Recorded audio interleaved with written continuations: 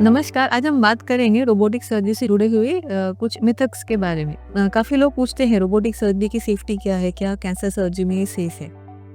तो इसका आंसर ये है कि गायनिक सर्जरी में काफ़ी सारे कैंसर्स में काफ़ी सेफ है। लेकिन ये कहने के बाद ये भी इम्पॉर्टेंट है समझना कि इसका आंसर बहुत स्ट्रेट फॉरवर्ड नहीं है। केस सिलेक्शन बहुत इंपॉर्टेंट है इसमें।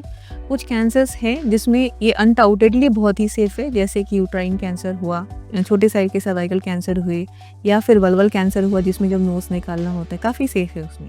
लेकिन कुछ कैंसर्स में बहुत इंपॉर्टेंट हो जाता है डिसीजन डिसाइड करना। उसमें देखना पड़ता है कि पेशेंट प्रोफाइल क्या है, ट्यूमर क्या है। उसमें कभी-कभी बहुत बड़े ओवेरियन कैंसर होता है, उसमें भी उसकी सेफ्टी की थोड़ी सी डाउट होती है। तो ये सारे हमको जब अगर समझ लें और प्रॉपर केस सिलेक्शन करें, उन केसेस में ये काफ़ी सेफ है। मेरे से काफ़ी बार लोग आके पूछते हैं, पेशेंट्स भी पूछते हैं कि रोबोटिक सर्जरी में क्या रोबो ऑपरेट करता है? जो कॉमन धारणा है कि अगर रोबो है तो रोबो चल फिर करके जा रहा है, ऑपरेशन कर, ऐसा नहीं है। रोबोटिक सर्जरी में ऑपरेशन सर्जन ही करता है। एक विशेष टेक्नोलॉजी से इस तरह की अरेंजमेंट की गई है कि जो सर्जन दूसरे कंसोल पे बैठ करके अपना हैंड मूवमेंट्स को उस टेक्नोलॉजी से इंस्ट्रूमेंट की मूवमेंट में ट्रांसमिट करता है और वो इंस्ट्रूमेंट्स फिर ऑपरेट करते हैं पेशेंट के अंदर जाकर के। ये भी कुछ लोग पूछते हैं कि रोबोटिक सर्जरी के बाद दर्द क्या ज़्यादा होता है? तो इसका तो आंसर स्ट्रेट फॉरवर्डली नो है।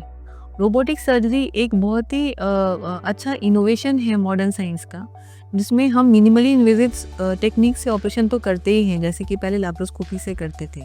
उसके साथ ही टेक्नोलॉजिकल इम्प्रूवमेंट से हम टिश्यू डैमेज या टिश्यू हैंडलिंग इतने अच्छे से करते हैं कि ओवरऑल पेशेंट का काफ़ी कम होता है।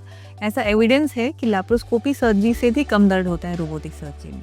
लोग मेरे से ऐसा कभी-कभी सवाल करते हैं कि रोबोटिक सर्जरी में क्या बहुत ज़्यादा टाइम लगता है पारंपरिक सर्जरी के कंपैरिजन में? तो अब इसका आंसर इस तरह से समझना है कि अब हम एक तरह की सर्जरी से यूज़ टू हैं, सर्जन एक तरह की सर्जरी से यूज़ टू है ओपन सर्जरी से, उससे उसको सीखना है रोबोटिक सर्जरी, एक लर्निंग कर्व होता है।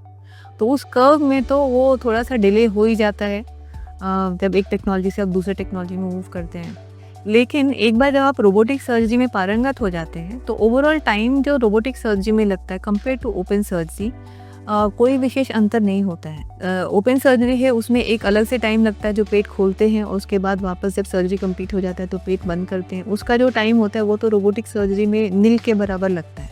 Overall time economics robotic surgery में कुछ ज़्यादा ख़राब नहीं है कंपेयर टू पारंपरिक जो हमारा ओपन सर्जरी। महिलाओं के कैंसर में जो गायनेकोलॉजिकल कैंसर्स हैं उसमें रोबोटिक सर्जरी एक बहुत ही आशाजनक विकल्प है और उससे पेशेंट को काफ़ी लाभ होता है।